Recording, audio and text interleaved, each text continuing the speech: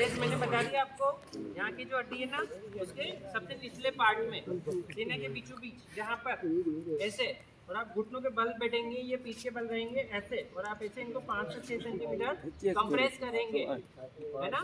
1 second में 2 बार और 1 minute में 100 से 120 बार आपको कंप्रेशन देना है।